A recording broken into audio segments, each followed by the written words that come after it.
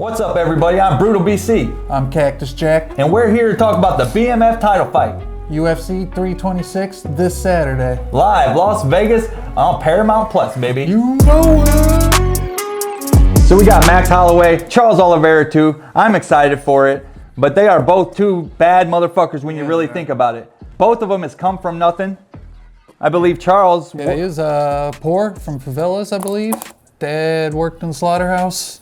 Damn. Killing animals. Just holy shit. Making meat that they can't eat. At least he had his dad though, because Max Holloway's dad left him when he was 10 years old, and he's never seen him again. He could be sitting front row with the fights, and Max has no idea. He could wrap the belt around him, and Max has no idea. Yeah, that's crazy. Mom was on drugs, I believe. Yes, it was. He moved in with his grandparents, but then I'm glad he found a friend at this kickboxing gym, because he wanted to see this friend fight, and he couldn't afford $35 tickets. So he actually took a fight. He only trained for 2 or 3 days. And he took a fight just to see his friend fight, and then he found out he was pretty fucking good. Yeah, he did.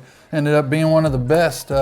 Oliveira, though, I believe, as a child, was told he wouldn't walk because he had heart murmurs, some kind of rheumatic thyroid or something wild. But I know he was told he couldn't walk, and he had to take like medicine up until he's 18 shots, something like that. Maybe that's why he's so good on the ground, Jack. Could be. But yeah, Max Holloway, another interesting point. He actually didn't have a striking coach until he was deep in his career in the UFC. I think he had like 7 to 10 fights before he even had a striking coach. Yeah, it's wild. Could you imagine playing the UFC game and going outside trying to fight someone? That's actually what he did.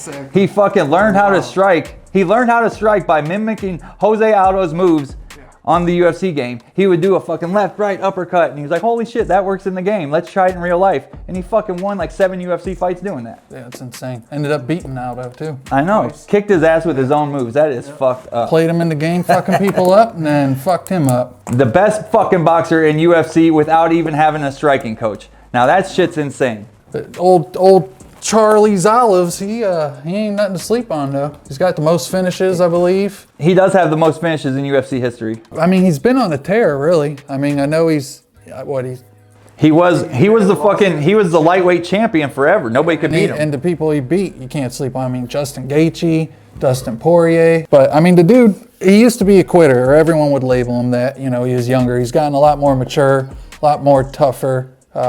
I believe so. Once he had a kid, a lot better. Yeah. Once he had a kid, he got that dad strength, and then he really started bringing his career. Yeah.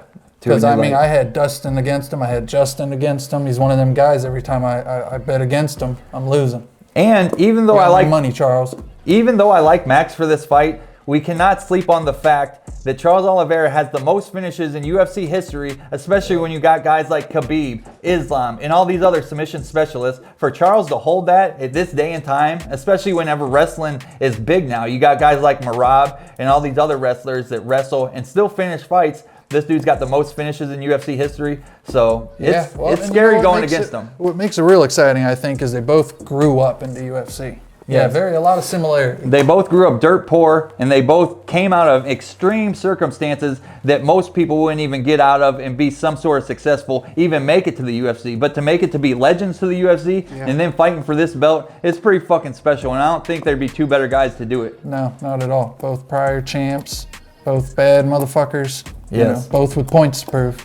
We know they both had bad upbringings, but on paper, who is the baddest motherfucker? Let's take a look at some of these stats. So Max Holloway has got 23 UFC wins. Ooh, and Charlie Olive's got 24.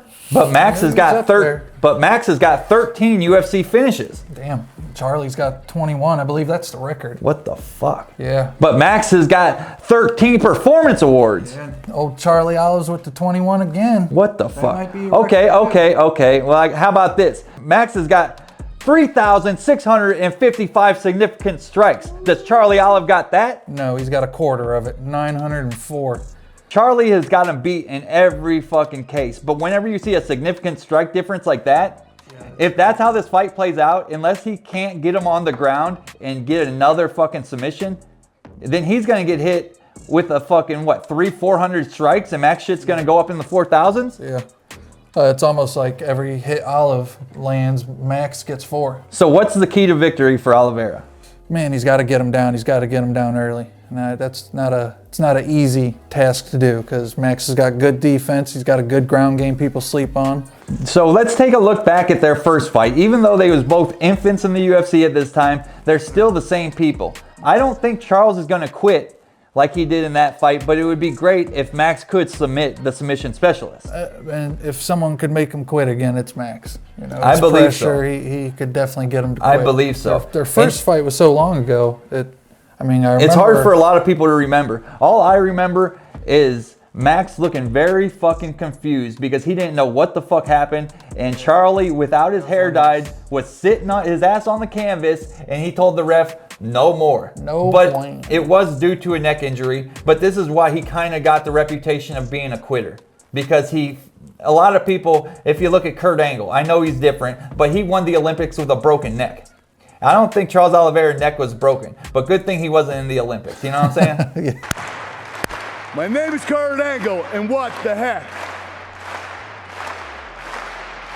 I won a gold medal with a broken freaking neck. So who you got?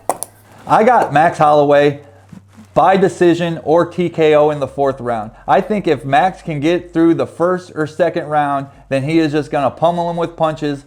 His feet are too fast. His hands are too fast. His feet are too fast. And I honestly believe Oliveira's best part of his career is past him. And I think Max is going on another run. I believe Max is going to be the first BMF and lightweight world champion at the same damn time. It makes sense. I mean, he's was amazing at featherweight, possibly the best ever. He was.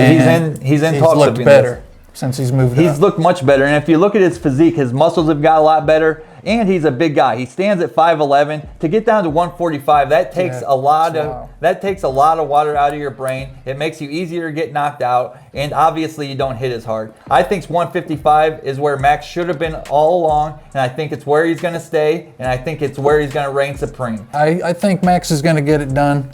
I was going to say TKO round 2 or 3. That's a good like prediction. I said, if Charlie gets him down, but I think a lot of them guys, when they get submitted, they're scared of the ground game.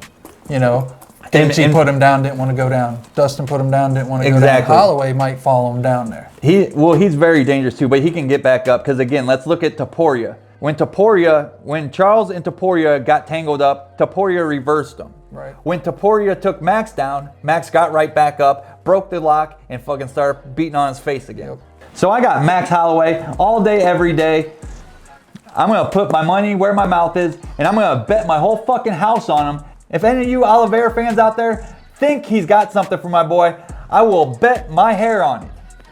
Yes, that's right. I will fucking dye my hair like Charles Oliveira if he wins. Oh, man. But if he loses, everybody watching this video and everybody watching this clip right now has to sub up, share the fucking video, like it, hate it, do some sort of engagement. And I'm a man of my word. If this motherfucker wins, you'll see me next time with a cute head of blonde hair. Tell you what, I'll match you. If old Brucey Buff don't wear a maroon suit, I'll shave my dome. Ooh, he's going Stone Cold Steve Austin on you. But I don't know, folks. It could go either way. It could. March 7th, Las Vegas. BMF title fight. You know it. Live on Paramount Plus. We got the after show right here on the channel. So if you don't got Paramount Plus, make sure you tune in for all the ifs, ands, and buts. You know we'll be watching.